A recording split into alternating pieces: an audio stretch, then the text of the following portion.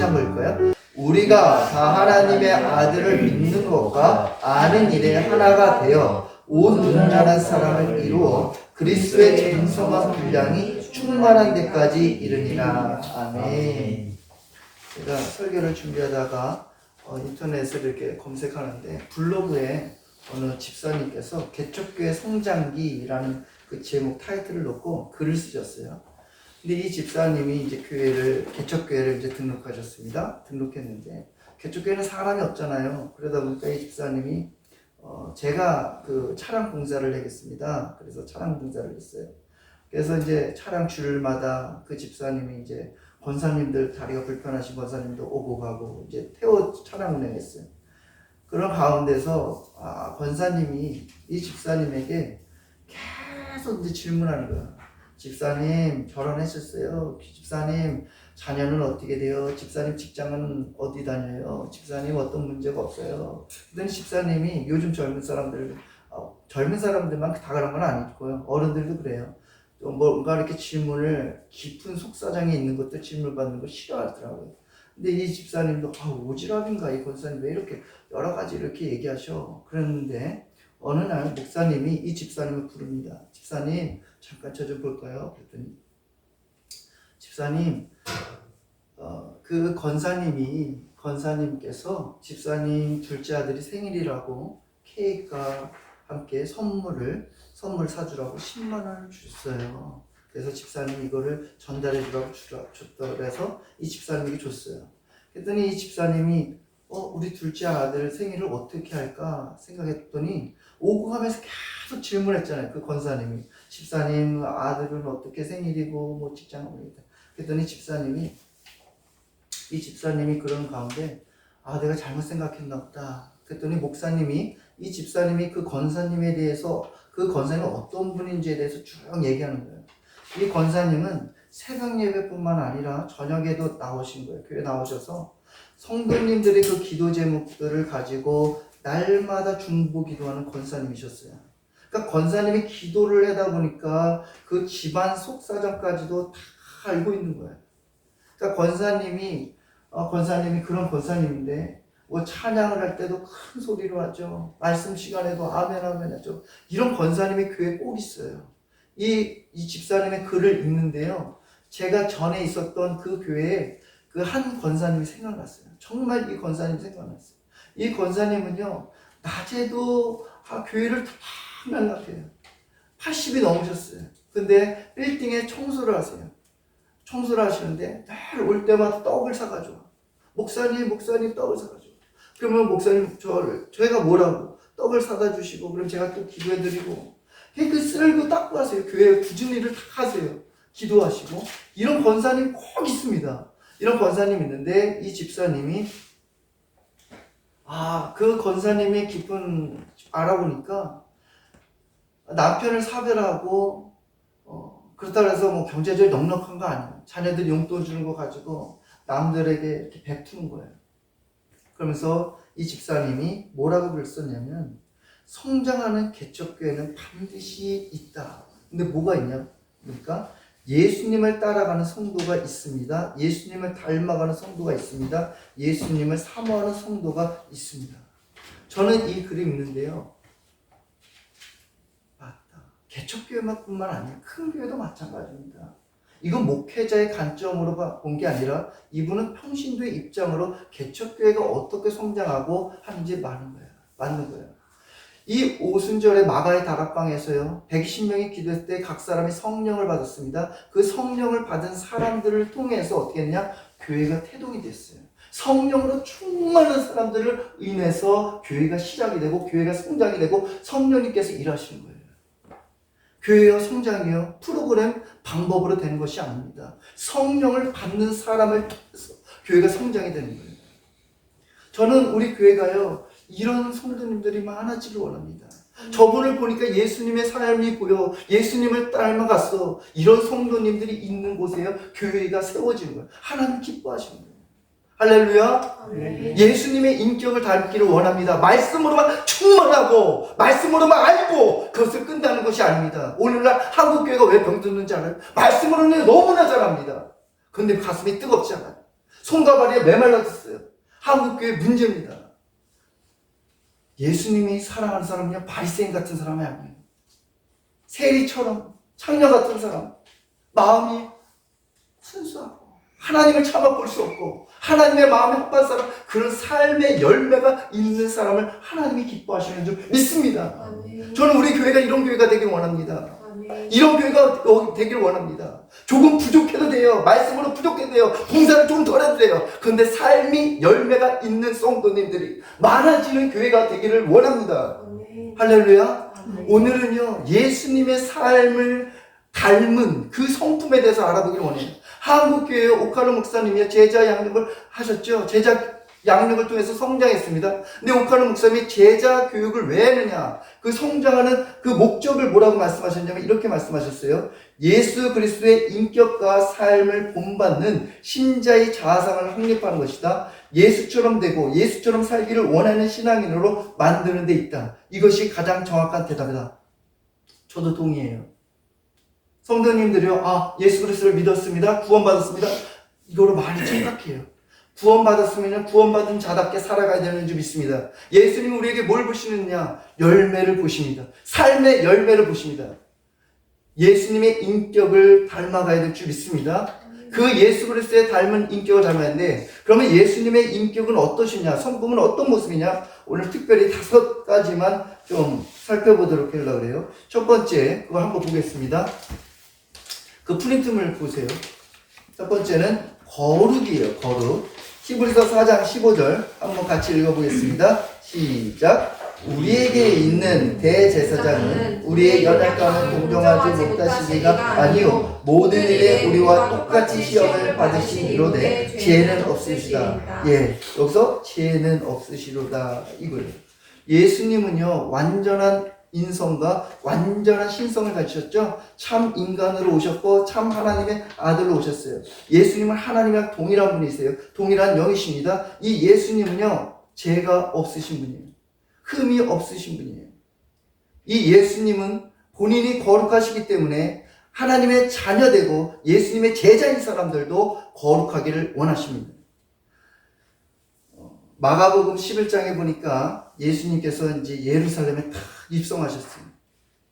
입성하셔서 가장 먼저 하신 게 뭐냐면 성전에 들어가셨어요. 성전에 들어가 보니까요, 비둘기 판매하는 사람, 그리고 매매하는 사람들이 있고 성전세를 막 환전해 주는 사람들이 있는 거예요. 근데 예수님이 가보니까요, 예수님이 그 장사하는 걸 가지고 예수님이 막 그들 싫어하는 건 아니에요. 채찍을 막 예수님이 휘둘리시고 그리고 상을 막 둘러엎으세요. 우리가 생각할 때 예수님 선한 이미지잖아요. 그렇죠? 우리 예수님은 온유하고 이런 성품인데 예수님은 상을 둘러엎으시고 막 그래요. 채찍을 들어요. 왜 그러시느냐? 그 당시에 많은 순례객들이 예루살렘 성전에 오는데 그 재물을 가지고 오는데 이 혹여라도 재물을 못 가져와서 재물을 사야 되는데요. 이 재물을 판매하는 사람들 어떠냐면 비둘기가 한쪽 눈이 멀었고 막 아픈 거, 이런 흠이 있는 걸 파는 거예요. 그러면서 거짓말하고 속이고 불법으로 매매하는 거예요. 그리고 거기서 이방인의 뜰에서 와가지고 이방인들이 기도해야 되는데 어떻게 하냐? 그곳에 와서도 자판을 깔아놓는 거예요. 더 나아가서 그들이 불법인 걸 알면서도 종교 지도자들이 돈을 받아가면서 허용해 준 거예요. 예수님이 성전 안에 들어와 보니까 거룩하지 않고 불법이 있고 속이 있고 거짓말하는 거예요. 만약에 여러분이 이 집의 주인입니다. 그런데 전세를 누군가 줬어요. 월세를 줬어요. 근데 여기서 마약 매매를 해요. 성매매를 해요. 여러분 어떻게 하겠습니까? 여러분 어떻게 하겠습니까? 그 사람에게. 당장 내쫓기겠죠. 네? 불법을 행하는 자 당장 나라 우리 집에서. 그러겠죠.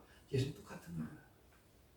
예수님은요, 거룩하셔서요, 이 불법, 거짓과 함께 할 수 없습니다. 예수님도 항상 온유하시지만 이 거룩함에 위해서는요, 이 죄를 단호하게 엄격하게 분리하세요. 그래서 바리새인들이나 서기관들이 그 외식하고 가식적인 모습에 예수님이 뭐라고 말씀하느냐면 마태복음 23장 33절에 이래요. 뱀들아, 독사의 새끼들아, 너희가 어떻게 지옥의 판결을 피하겠는가? 우리 예수님은 언제나 온유한 말, 선한 말, 믿음의 말을 할 것 같잖아요. 뱀들아, 독사의 새끼들아, 얼마나 그 말을 들은 바리새인가 놀랐겠어요. 예수님은요, 이 불법과 할 수 없습니다. 함께하는 자가 아니에요. 거룩한 분이세요. 거룩하신 분이세요. 어느 날 악마들이요 다 함께 모였어요. 다 함께 모여가지고 어떤 이야기를 나누냐면 자기들이 어떤 신자를 거룩하지 못하게 했던 그런 유혹 가운데 넘어뜨려서 쓰러진 이야기들을 막 자랑하고 있었어요. 그런 가운데서 어떤 악마가 이럽니다.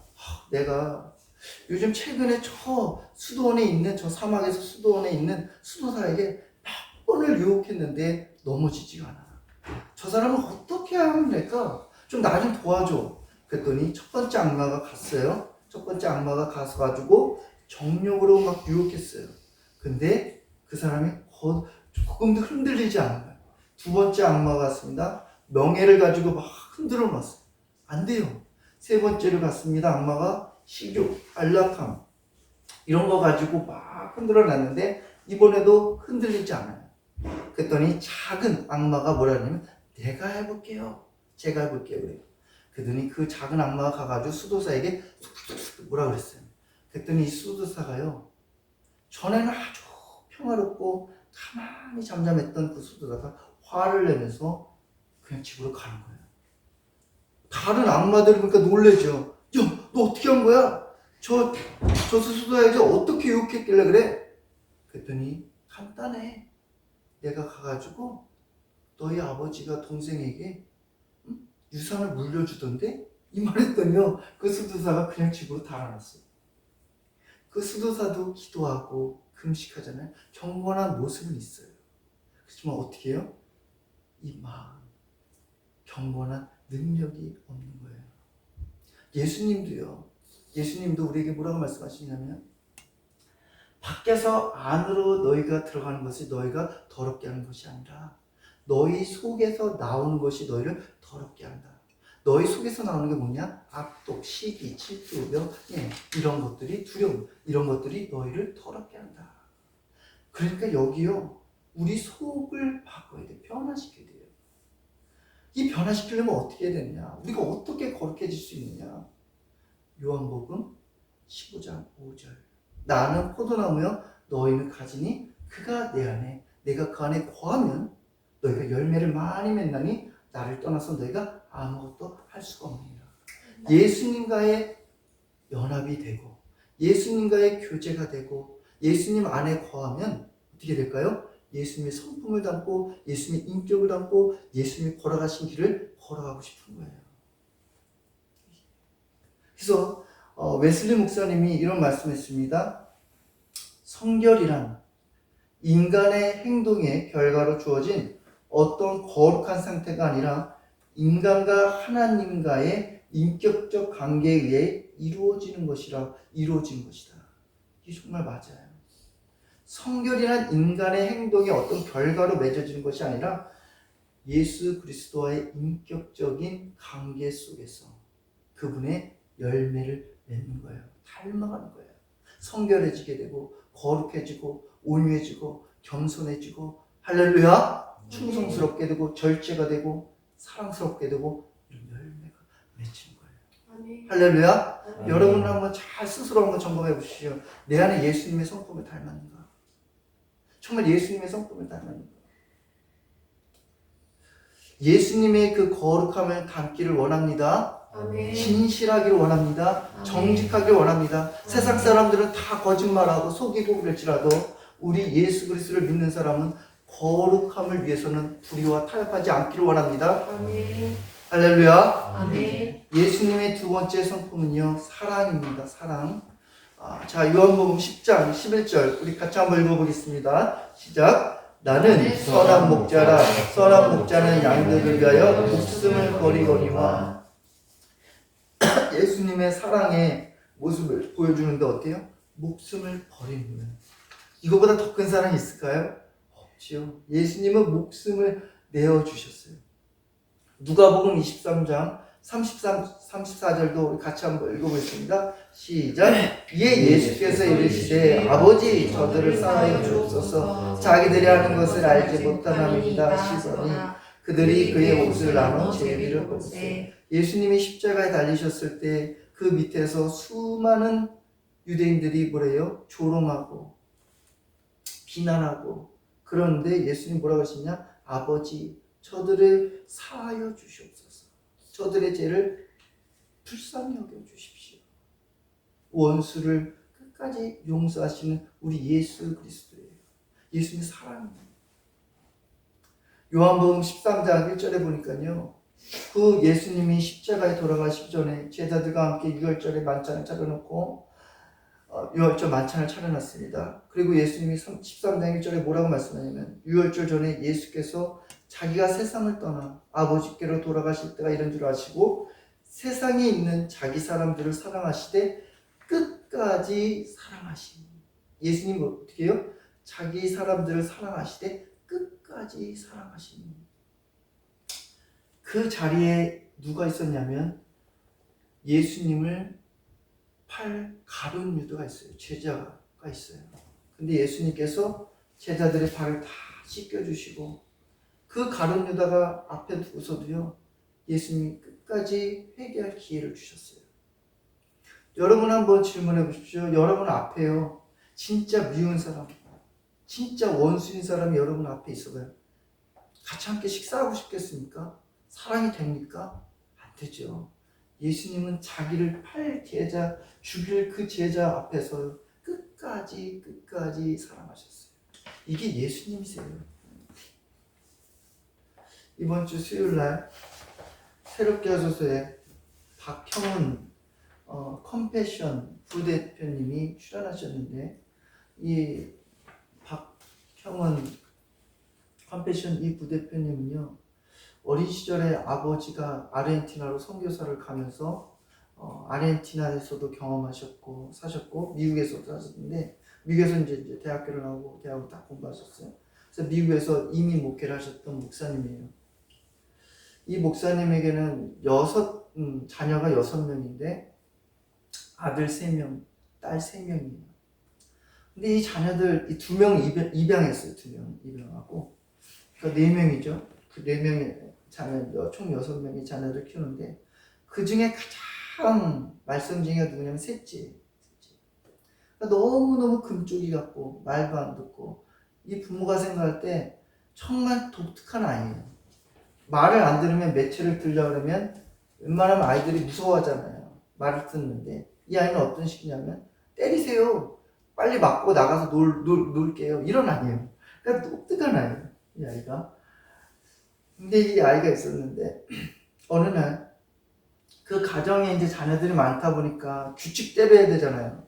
밥은 이때 먹어야 된다, 공부할 때는 이 시간을 정해놓고 딱 되는데, 엄마가 이 아이들을 공부하면서 공부를 이제 다 모여서 이제 공부를 가르치는데 시간을 정해줬죠. 이때까지는 앉아 있어야 돼, 공부해야 돼. 근데 이 아이가 빨리 끝내놓고 엄마 나 나가서 놀 거예요. 그랬더니 안 돼. 그러면서 엄마가 어깨를 눌렀어요, 앉으라고. 근데 이 아이가 엄마를 확 밀쳐가지고 엄마가 벽에도 탁 쓰러진 거예요.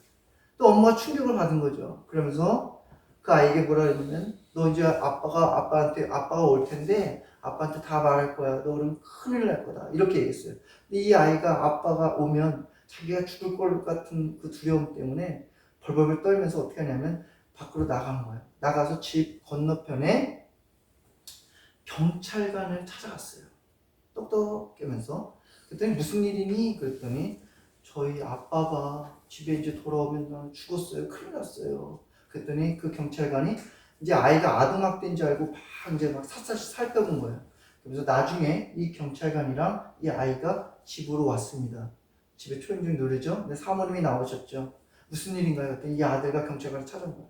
그래서 이 경찰관이 호통을 칩니다, 이 사모님에게. 아이를 뭐 어떻게 이러면 다음부터는 가만 안 두겠다, 뭐 이렇게 얘기한 거예요.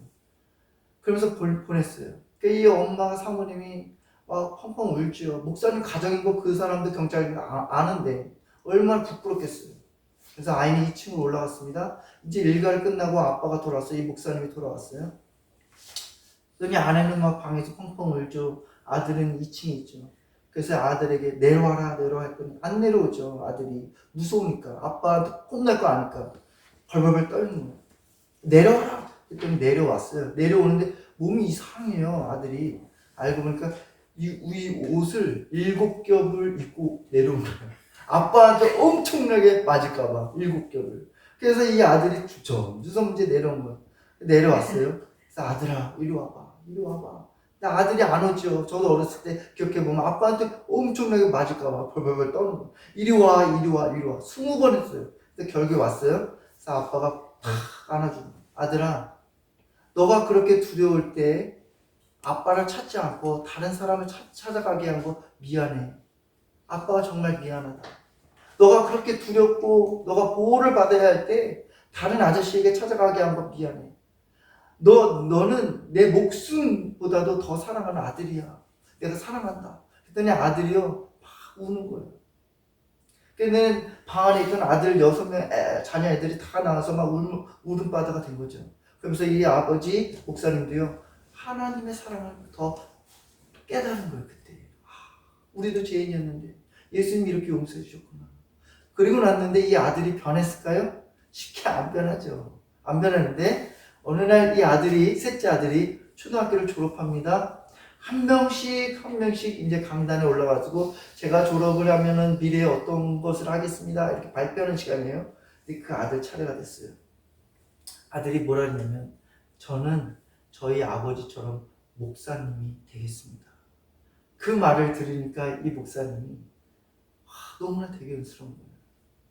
그래서 목사님이 뭐라 하냐면 아들이 아버지를 마음을 아니까 아버지처럼 되고 싶은 거예요. 그래서 이 목사님이 이런 말씀을 했어요. 우리가 하나님을 알게 되면 하나님의 마음을 알 수 있다. 우리가 하나님을 알게 되면 하나님의 마음을 알 수 있다. 저는 이것이 확실하다고 생각합니다. 하나님의 은혜를 경험하고 하나님의 사랑을 아는 사람이 하나님을 닮아가고 싶어요. 그분의 사랑을 알고 싶어요. 그분의 겸손함을 알고 싶어요. 그렇게 살고 싶어요. 요한복음 21장에 보니까 예수님의 제자들이 예수님을 부인하고 나서 다 생업으로 돌아갔어요. 갈릴리 바다로 다 돌아갔습니다. 그때 예수님이 부활하시고 나서 그 갈릴리 바다에 찾아가잖아요. 찾아가서서 예수님이 아침밥을 차려줘요. 구운 떡과 구운 생선을 차려놓습니다. 그러면서 제자들에게 뭐라고 그러냐면 얘들아 여기 와서 이 아침밥을 먹어. 여러분 한번 생각해 보세요. 정말 예수님을 베드로가 뭐라 그러냐면 예수님 저는 많은 제자들이 다 부인해도 저는 예수님을 부인하지 않겠습니다. 그랬던 제자예요. 예수님과 눈과 눈이 마주쳤는데 예수님을 모른 척했어요. 부인했어요. 근데 예수님은요 그 베드로를 앞에 두고 아무 말씀하지 않아요. 이게 우리 예수님의 사랑이에요. 예수님의 사랑은요 도리어 사람을 마음을 미안하게 해요. 죄를 깨닫게 해요. 말을 해서 그 사람의 변화를 시키는 게 아니고요. 우리 예수님은요 삶으로 오히려 도리어 우리의 마음을 움직여놔요. 그랬더니 이 베드로에게 뭐라 그랬냐면 예수님이 바요나 시몬아 여기 있는 많은 사람들보다 나를 사랑하니? 주님 제가 사랑하죠. 내 양을 먹이라. 바요나 시몬아 내가 나를 사랑하니? 내 주님 제가 사랑합니다. 내 양을 치라. 바요나 시몬아 내가 나를 사랑하니? 내 주님 제가 주님을 얼마나 사랑하는데요. 내 양을 먹이라. 예수님의 제자로서의 자격이 없어요. 죄책감도 몰려있던 베드로예요. 그러나 예수님은 어떻게 해요? 사랑하는 거예요. 그런 베드로가 보세요. 성령을 받고요. 예수님의 삶을 그대로 살아갑니다. 할렐루야. 베드로 전서 베드로서 보세요. 행함을 강조해요. 사랑을 강조합니다. 어떻게 해요? 베드로가 예수님의 사랑을 경험해 보니까 야 예수님의 사랑은 이런 사랑이구나. 예수님의 사랑과 예수님의 은혜와 예수님의 그 겸손과 예수님의 그 거룩함을 아는 사람은 예수님을 닮아가게끔 되어 있는 줄 믿습니다. 우리가 예수님의 사랑을 닮아가길 원합니다. 세 번째로 겸손이에요. 우리 스가랴 9장 9절 한번 우리 김부전 어르신 한번 읽어줄 수 있으세요? 스가랴 9장 9절 한번 읽어드리겠습니다. 시온에 따라 크게 기뻐할지어다. 예루살렘에 따라 즐거이 부를지어다. 보라, 내 왕이 내게 임하시나니 그는 공의로우시며 구원을 베푸시며 겸손하여서 나귀를 타시나니 나귀의 작은 것 곧 나귀 새끼니라. 예수님이 이제 예루살렘에 입성할 때 어떤 멋진 군마 그런 걸 타고 입성하지 않아요. 나귀 새끼, 아무도 타보지 않은 나귀 새끼를 타고 입성하셨어요. 사람들이 종려나무를 꺾어서 팍 흔들고 환호하며 호산나 우리를 구원해주소 그리고 예수님은 나귀를 타고 겸손히 예루살렘에 입성하셔서 예루살렘 십자가에 죽으십니다. 마태복음 11장 29절 우리 집사님 한번 읽어주세요. 나는 마음이 온유하고 겸손하니 나의 멍에를 메고 내게 배우라. 그리하면 너희 마음이 쉼을 얻으리라. 우리 예수님은 나는 마음이 온유하고 겸손한 분이시래요. 마태복음 3장에 보니까요, 예수님께서 공생아 사역하시기 전에 하신 일이 뭐냐면 세례를 받으시죠. 예수님께서 세례 요한을 찾아갑니다. 요한아, 나에게 세례를 베풀어 줄래? 예수님 무슨 말이세요? 제가 세례를 어떻게 예수님에게 할 수 있겠습니까? 막 긋고 말려요. 아니야. 내게 세례를 베풀어. 응? 이제 허락한다. 이렇게 하는 것이 모든 의를 이루는 거야. 예수님은요, 자기가 왕이고 메시아고 구원자니까 아우 내가 당연히 너에게 세례를 줘야지. 인간의 몸으로 오셔서 세례 요한에게 세례를 받으셨어요. 겸손한 분이십니다. 자기의 것을 다 내려놓으시고 하나님 아버지의 말씀과 뜻에 순종하시고 겸손하셨어요. 예수님의 오병의 기적 보세요. 오병의 기적으로 다 베푼 다음에 사람들이 찾아갔습니다. 예수님 임금이 되게 해주십시오. 막 그랬어요. 오늘 여러분들에게 아유 인물 좋겠다, 당신 성격도 있겠다, 돈도 있겠다, 당신 국회에 한번 나가봐. 주위에서 얼마나 사람들이 그러겠습니까? 자기가 막 대단한 인물처럼 그렇게 하지 않겠어요? 근데 예수님은요, 어서들 가라. 나는 산에 올라가셔서 기도하세요. 하나님 아버지가 왜 이 땅에 자기를 보내주셨는지 그 정체를 아는 거예요. 그 순종하심을, 겸손하심을. 고당 조만식 선생님 여러분 다 아실 겁니다. 일제치하에 일제시대에 평양의 그 삼정형 교회에서 수석 장로님이셨어요. 조만식 선생님이. 근데 이 교회에 담임 목사님을 청빙하는데 누굴 세웠냐면 자기의 제자인 주기철 목사님을 세웠어요. 근데 어느 날 이 조만식 장로님께서 주일날 누구랑 막 대화하다가 주일 예배를 늦었어요. 그러더니 이 주기철 목사님이 장로님 지금 자리에서 일어나서 끝까지 예배 마칠 때까지 일어나십시오. 강하게 호통을 쳤습니다. 여러분 같으면 어떻겠어요? 목사님 어떻게 저렇게 성품이 저래? 나 이게 뭐 교회가 여기만이야? 당장 다른 교회 간다 그러고 막 싸우고 목사님을 막 걸고 넘어지겠죠? 어떻게 저럴 수 있겠냐? 목사님 딱 저럴 수 있어. 참한 거예요. 끝까지 조만사님이 예배 끝날 때까지 서 있었어요. 그랬더니 주기철 목사님 뭐라 하냐면 장로님 기도하십시오. 그랬더니 장로님이 뭐라고 기도했냐면 하나님 나의 죄를 용서해 주옵소서. 거룩한 주일에 하나님을 만나는 것보다 사람 만나는 것을 더 중요시한 죄를 용서하옵소서. 기도했어요. 같이 함께 있던 성도님들이요, 그 장면을 다 알잖아요. 알면서 눈물을 흘린 거예요. 이 장로님의 그 인품, 그 겸손함을 보고 다 존경하는 거예요.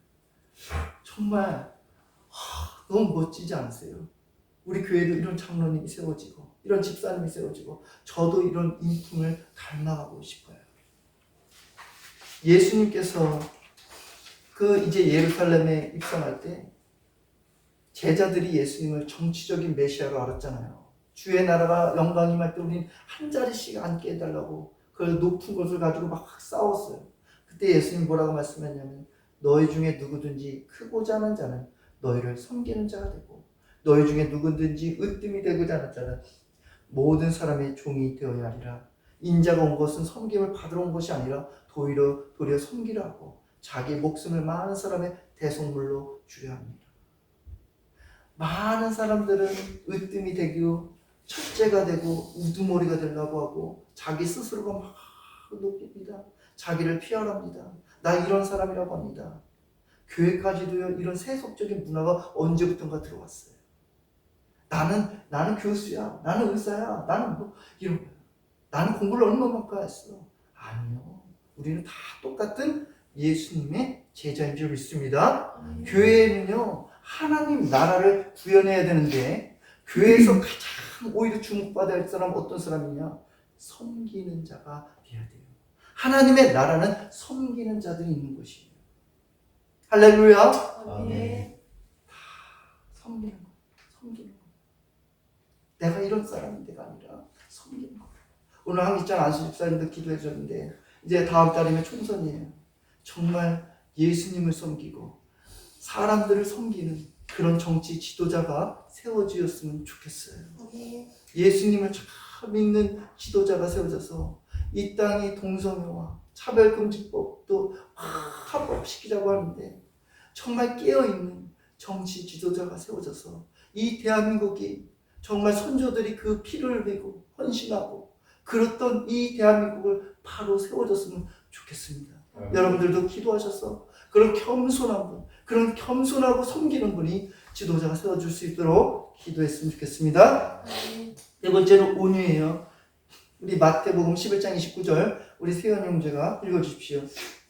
나는 마음이 온유하고 예, 온유라고 하면은 굉장히 부드럽고 연약하고 고분고분하고 이런 것을 알잖아요. 근데 성경에서는 뭐라고 그러냐면 프라우스에게 하려고 거친 야생마가 있는데 길들여지지 않은 거예요. 확 날뛰는 거예요.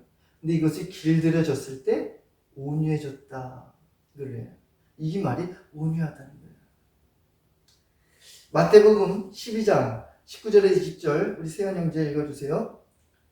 그는 다투지도 아니하며 들레지도 아니하니 아무도 길에서 그 소리를 듣지 못하리라. 항상 갈대를 꺾지 아니하며 고져가는 심지를 끄지 아니하기를 심판하여 이길 때까지 하리니. 예, 예수님은 다투지도 아니하고 틀리지도 않는다. 예수님이 40일 이제 금식하시고 나서 마귀가 찾아왔죠. 그래서 세 가지 시험을 하는데 첫 번째 시험이 뭐였냐면 이 돌이 떡덩어리가 되거나 얼마나 여러분 배가 고프겠어요. 근데 예수님은 어떻게 해요? 자기 자기 뜻을 내려놓고 하나님 아버지의 뜻에 굴복하는 게 이게 온유예요. 예수님에게 다닐 때 예수님을 적극적으로 지지하는 사람도 있는 반면에 세인, 서기관, 사두개인들 다 예수님을 올무를 가지고 올무에 시험되는 질문을 했던 사람들이에요. 예수님은 어떻게든 죽이려고 했던 사람. 이렇게 날이 보세요. 이렇게 날이 선 사람들이 있어요. 항상 꼬투리 잡는 사람. 그런 발생과 서기관이 안식일 논쟁하고 세금, 이혼 아주 애매한 질문들을 가지고 걸려 넘어지게 하는 거예요. 그때 예수님은 어떠냐? 다투지 않아요. 그들을 무시하지 않아요. 들레지도 않아요. 예수님이 하나님의 때를 기다리는 거예요. 얼마든지 화를 낼 수 있어요. 너희들 싹 물러나! 할 수 있는데 예수님은 안 그래요. 하나님의 때를 기다려. 이게 온유함이에요. 예수님이 십자가를 앞에 두고 겟세마네 동산에 올라가서 기도하시죠. 그 기도하시는데 뭐라고 기도하냐면 아버지 이 잔을 피할 수만 있다면 피하고 싶어요. 그러나 아버지가 원하신다면 뜻대로 되게 해주십시오. 이 기도에 온유함이 있는 거예요. 내 뜻을 굴복하고 아버지의 뜻에 순종하고자 하는 이 온유함입니다. 그 기도하고 나서 제자들과 산 밑으로 내려갑니다. 그랬더니 벌써 로마 군인들이요 등과 횃불과 무기를 가지고 예수님을 잡아 죽이려고 잡으러 왔어요. 그때 옆에 있던 베드로가요 칼에서 칼을 확 빼가지고 그 말고의 종의 오른쪽 귀를 휙 베어버려요. 귀가 뚝 떨어졌어요. 그랬더니 예수님이 그 귀를 다시 붙여주면서 뭐라 그랬냐면 베드로에게 베드로야 칼을 칼집으로 도로 두어라. 칼을 쓰는 사람은 망한다. 예수님 말씀하세요. 예수님도 자기를 잡으러 온 사람에게 얼마든지 대항할 힘이 없었을까요? 권세가 없었을까요? 화를 못 냈을까요? 싸울 힘이 없을까요? 할 수 있어요. 왜요? 아버지의 뜻에 굴복하는 거예요. 이 제자들은요 온유한 자들이 아니야. 아직 길들여지지 않는 거예요. 그랬더니 칼을 뽑잖아요. 화가 나니까 얼마든지 화를 내는 거죠. 내가 화가 나니까 그렇게 당연히 화를 내는 거지. 이렇게 하는 거예요. 세베대의 아들 두 아들도 똑같습니다. 야고보와 요한도요. 어느 날 예수님과 같이 가는데요. 예수님께서 사마리아를 잠깐 들렸어요. 근데 사마리아 사람들이 예수님을 환영하지 않으니까 뭐라 그러냐면 야고보와 요한이 예수님 저 사람들을 그냥 하늘에서 불이 내리게 해주셔서 저 사람들 다 삼켜버리게 할까요? 그랬더니 예수님 뭐라 그러죠? 아니야. 호되게 꾸짖어요. 다른 마을로 가자. 예수님 안 그럽니다. 예수님 이게 자기의 자기의 뜻을 굴복시키고 하나님 아버지의 말씀에 순종한 이게 겸손이에요. 미국의 어느 목사님이 아침에 이제 식당을 갔는데 종업원이 굉장히 불쾌해요. 서비스가 엉망이에요. 근데 식사를 다 마치고 나서 그 종업원에게 가가지고 한마디 하려고 그러다가 무슨 일이 있나 보다 참았어요. 그래서 이제 팁을 주려고 하는데 그냥 $3만 줄까? 그러는데 뭔가 좀 적은 금액인 것 같아가지고 하나님께 기도해서 하나님 이걸 팁을 얼마 줄까요? 그랬더니 $10를 주라고 그러더라고요. 그래서 $10를 남기고 이제 밥을 먹고 나왔습니다. 그랬더니 그 종업원이 따라오면서 손님 여기 $10 있는데 이거 팁으로 주신 건가요? 네. 왜 주세요? 자매님이 굉장히 힘들어 보여서 제가 좀 도와드리고 싶어서 드렸습니다. 그랬더니 그 자매가요 갑자기 우는 거예요. 왜 우세요? 그랬더니 어제 남편이 나갔습니다. 이혼했다는 거예요. 그래서 이 목사님이 제가 기도하겠습니다. 그리고 복음을 증거했어요. 만약에 여러분이 이 목사님 같은 상황이었다면 어떻겠어요? 화가 나가지고 이 종업은 뭐 악플 달지 않겠어요? 요즘 사람들 같으면 악플 달고 난리잖아요. 나 안 먹는다. 막 화를 낼 거 아니에요. 근데 그냥 그랬더니 복음을 받아들이잖아요. 도리어 미안하게 하잖아요. 우리에게도 이런 온유함이 있기 원합니다. 아멘. 그래서 복음의 지경이 넓어졌으면 좋겠어요. 그래서 예수님 그러잖아요. 너희가 성령을 받고 능력을 받아서 예루살렘과 온 유대와 사마리아 땅끝까지 이르러 내 증인. 이 땅끝이 뭔가요? 거리적으로만 그냥 땅끝이 아니에요. 나에게 가장 원수인 사람, 가족이 될 수 있고 이웃에게 있고 가서 그 사람에게도 어떻게 그 사람을 예수님의 제자로 만들 수 있습니까? 내 힘으로 안 되는 거예요. 이 은혜가 어떻게 됩니까? 헌금을 받는 성령으로 충만함을 받아야 될 줄 믿습니다. 아멘. 마지막입니다. 이제 증언, 순종. 누가복음 2장 51절 우리 지한 집사님 읽어주세요. 예수께서 함께 내려가사 나사렛에 이르러 순종하여 받으시더라. 그 어머니는 이 모든 말을 마음에 드니라. 예, 예수님이 어린 시절에 부모님에게도 순종했다. 예. 가나안 혼인잔치 갔을 때도 어머니가 아들아 여기에 포도주가 떨어졌다. 어머니 아직 때가 안 됐습니다. 그런 말을 했음에도 혼인잔치에서 항아리에 포도주가 되게 하시잖아요. 어머니의 말씀에 순종하셨어요. 마태복음 5장 17절 이정삼님 읽어주세요. 내가 율법이나 선지자를 폐하러 온 줄로 생각하지 말라. 폐하러 온 것이 아니요 완전하게 하려 함이라. 예수님이 폐하러 온 것이 아니라 완전하게 하셨다. 예수님이 이 땅에 사시면서요 어때요? 시민법, 도덕법에 순종하셨어요. 성전세를 어떻게 해요? 예수님 내가 주인인데 무슨 세금을 안 내? 세금을 왜 내? 아니요. 예수님이요 세금 내셨어요. 마태복음 27장 마태복음 17장 27절에 뭐라고 말씀하냐면 그러나 우리가 그들이 실족하지 않기 위하여 내가 바다에 가서 낚시를 던져 먼저 오르는 고기를 가져 입을 열면 돈 한 세겔을 얻을 것이니 가져다가 나와 너를 위하여 주라 하시니 그러나 우리가 그들이 실족하지 않기 위하여 단서예요. 예수님은 철저하게 이 땅에서 사시면서도 순종하셨다. 빌립보서 2장 8절 같이 한번 읽어보겠습니다. 시작. 사람의 모양으로 나타나사 자기를 낮추시고 죽기까지 복종하셨으니 곧 십자가에 죽으십니다. 예. 자기를 낮추시고 죽기까지 복종하셨다. 할렐루야. 우리 예수님의 순종함을 닮아가기 원합니다. 장기려 박사는 영원한 나라를 바라보며 살았던 바보 의사였다. 그는 천국의 소망을 두고 하늘나라의 모든 것을 쌓았다. 국내에 10명도 되지 않던 의학 박사였던 그는 병원장, 교수 등 성공이 보장된 삶을 살 수도 있었다. 하지만 장 박사는 편안한 길을 버리고 평생 가난한 사람들을 위한 의사로 일생을 마쳤다. 어떻게 그는 이런 삶을 살 수 있었을까? 장기려 박사는 예수님이 성경의 예언대로 부활하셨다는 것과 예수님의 부활을 목격한 제자들의 진실한 증언을 믿었다. 그는 예수님이 부활하시지 않았다면 자신의 믿음과 신앙의 선배들의 믿음은 헛것이라고 고백하기도 했다.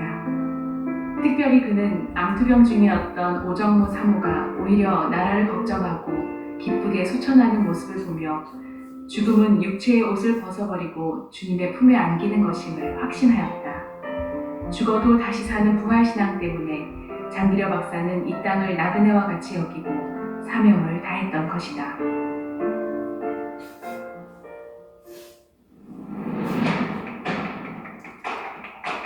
(1950년) 민족의 비극 6.25 전쟁이 발발하였고 장기려 박사는 아들 가용이와 함께 부산으로 내려오게 되었다. 아내와 가족들과 생리별을 한 그는 평생 이북에 두고 온 가족들을 그리워하며 기도하였다. 수많은 사람들이 고통 속에 죽어갔고 장기려 박사는 부산의 천막으로 세워진 복음병원을 맡게 되었다. 무료로 병을 치료해준다니 갈 곳 없는 환자들은 몰려들었지만 상황은 너무도 열악했다. 창고를 병원으로 만들고 나무로 수술대를 만들었다. 촛불을 들고 깜빡거리는 빛 아래서 핏줄을 봉합하는 수술을 하고 나무 켜는 톱으로 다리를 자르는 수술을 해야 했다. 그는 하루에 200명이 넘는 환자들을 돌보느라 점심도 먹지 못했다. 그러면서도 병원비를 못 내는 환자들에게 뒷문을 열어주고 자신의 주머니를 다 털어 수술비를 대주는 참으로 이상한 의사였다. 나는 의사가 된다면 의사를 보지 못하고 죽는 가련한 그들을 위해 일하겠다고 소원하고 기도했습니다. 장기려 박사는 가난한 사람들이 돈이 없어 치료받지 못하는 현실을 항상 가슴 아파했다. 정부가 의료보험을 시작하기 전부터 그는 가난한 환자들을 위해 청십자 의료조합을 만들었다. 담뱃값보다도 적은 보험료로 치료비의 80%까지 보조받는 획기적인 보험제도였다. 청십자 의료보험은 20만 명이 넘는 환자들의 빛이 되어주었고 우리나라 의료보험의 기초석이 되었다. 그는 평생 병원 옥탑방에 살다가 세상을 떠났다. 그의 재산은 1,000만 원이 들어있는 통장 하나였지만 이마저도 간병인에게 주었다. 그가 남긴 유품은 낡은 옷가지들, 부인과 찍은 사진 하나가 전부였다. 그의 비문은 오직 예수님을 위해 살았던 그의 삶을 잘 담아내고 있다. 그는 모든 것을 가난한 이웃에게 베풀고 자기를 위해서 아무것도 남겨놓지 않은 선량한 부산 시민, 의사 크리스천. 나의 세계는 나의 사랑하는 곳에 있다. 그것은 나의 영원한 왕국이다. 아무도 빼앗지 못한다. 인생의 승리는 사랑하는 자에게 있다. 사랑받지 못한다고 슬퍼하지 말자. 우리는 자진해서 사랑하자. 그러면 사랑을 받는 자보다 더 나은 환희로 충만하게 될 것이다.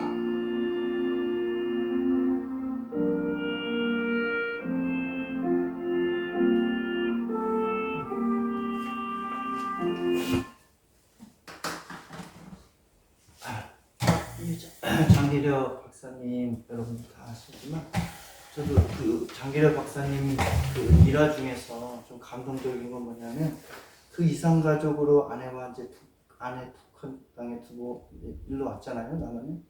근데 그 남북이 만나는 기회가 있었어요. 그래서 아내를 만날 수 있는 기회가 있는데 이 장기려 박사님이 뭐라 그러냐면 이런 말씀하셨어요.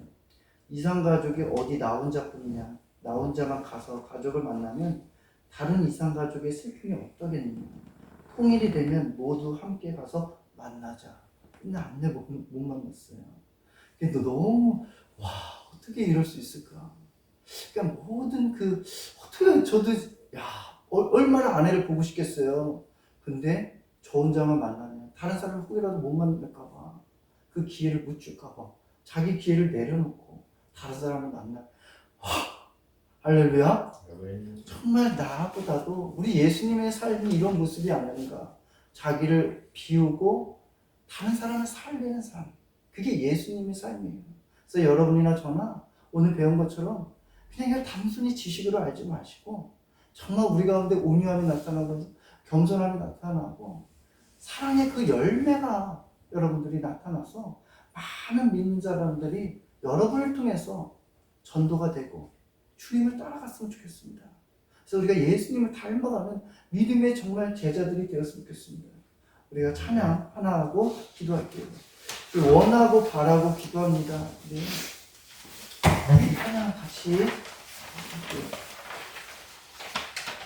이 세상을 살아가는 동안에 나의 힘을 의지할 수 없으니 기도하고 낙심하지 말 것은 주께서 참 소망이 되심이라. 하나님의 꿈이 나의 비전이 되고 예수님의 성품이 나의 인격이 되고 성령님의 권능이 나의 능력이 되길 원하고 바라고 기도합니다. 주의 길을 걸어가는 동안에 세상에 더 의지할 수 없으니 감사하고 낙심하지 말 것은 주께서 전 기쁨의 대심이라. 하나님의 꿈이 나의 비전이 되고 예수님의 성품이 나의 인격이 되고 성령님의 권능이 나의 능력이 되길 원하고 바라고 기도합니다. 여러분 기도할 때 낙심하고 좌절하지 마십시오. 여러분을 보면서 누군가가 너가 정말 예수님 믿는 사람이 그래? 너 성품이 이래서 예수님 믿는 사람 맞아? 자꾸 사단은요 우리에게 이렇게 참수할지 모릅니다. 그러나 낙심하지 마십시오. 그래서 우리가 기도하는 거예요. 그래서 우리가 성령 충만하기를 위해서 기도하는 거예요. 하루하루 넘어지더라도 성령 충만 받고 우리도 예수님의 인격을 닮아가는 삶이 되게 해달라고 기도했으면 좋겠습니다. 기도하겠습니다. 하나님 아버지, 하나님이여 감사합니다. 하나님 아버지, 우리의 모습 속에서 예수님의 모습이 있어야 되는데 때로는 아버지 예수님의 모습이 없을 때가 있습니다. 정말 예수님의 모습이 아니라 사단의 모습, 마귀의 모습도 있습니다. 하나님 아버지, 정말 아버지 하나님이여 우리가 예수님의 성품을 닮아가길 원합니다. 사랑함을 닮아가고 거룩함을 닮아가고 겸손함과 온유함과 순종하는 그 성품을 닮아가길 원합니다. 정말 아버지 하나님, 우리가 예수 그리스도 안에 있는데 우리에게 많은 그런 열매들이 맺힐 수 있도록 인도하여 주셔서 하나님 복음에 장애물이 되지 않도록, 장애가 되지 않도록 도와주시옵소서. 하나님 아버지 하나님, 나를 낮추고 나를 비워서 온전히 예수 그리스도를 닮아가 많은 자들에게 선한 행실을 통하여 많은 믿지 않는 자들이 주님께 닮아가고 주님을 따를 수 있도록 아버지 하나님의 그런 전도자로 사용되게 하여 주시옵소서. 하나님 아버지 하나님의 우리가, 하나님 아버지 하나님의 우리의 실수, 우리의 아버지 하나님의 거짓들 다 용서하여 주시고 예수 그리스도의 인격이 아버지 나의 성품이 될 수 있도록 인도하여 주시옵소서. 하나님 아버지, 나는 포도나무에 너희는 가지니 그가 내 안에 내가 그 안에 거하면 사람이 열매를 많이 맺나니 나를 떠나서 너희가 아무것도 할 수 없다고 말씀하신 것처럼 우리가 주님의 아버지 하나님의 나무 가지신 예수님께 꼭 붙어있게 하여 주시고 주님과의 인격적인 교제 속에서 성령의 충만함이 우리 가운데 흘러넘칠 수 있도록 도와주시옵소서. 아버지의 사랑이 흐르고 아버지의 온유함이 닮아가 흐르게 하여 주시고 아버지의 겸손이 흐르게 하여 주셔서 하나님 아버지 세상에 아버지 하는 사람들과 같이 똑같이 그런 모습으로 살아가지 않도록 구별하여 주시옵소서. 이제는 우리 주 예수 그리스도의 은혜와 하나님의 크신 사랑과 성령님의 감동과 감화와 교통하심이 예수님의 성품을 닮아가고자 하는 모든 성도들 머리 위에 이제로부터 영원히 함께하기를 간절히 축원하옵나이다. 아멘.